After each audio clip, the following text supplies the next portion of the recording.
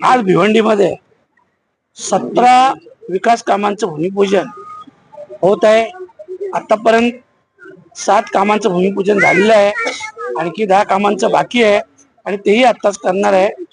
भिवंडी शहरात डीपीडीसीच्या माध्यमातून साधारणतः 10 करोडच्या आसपास आणि माझा खासदार फंडाच्या माध्यमातून 3 करोड 15 लाखाची कामं भिवंडी शहरात मंजूर केलेली आहेत आणि ज्यांचा उद्घाटन आज आहे, पुढच्या सोमवारी आहे आणि त्यानंतर पुढच्या शुक्रवारी या सगळ्या कामांचा भूमिपूजन होणार आहे।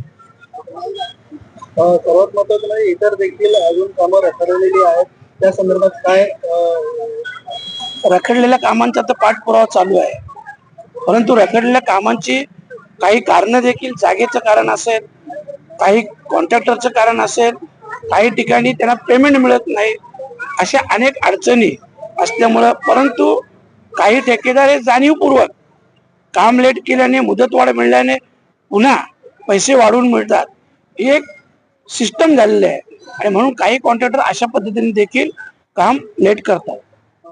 आज भिवंडीमध्ये 17 विकास कामांचं भूमिपूजन होत आहे। आतापर्यंत 7 कामांचं भूमिपूजन झालेलं आहे, आणखी 10 कामांचं बाकी आहे।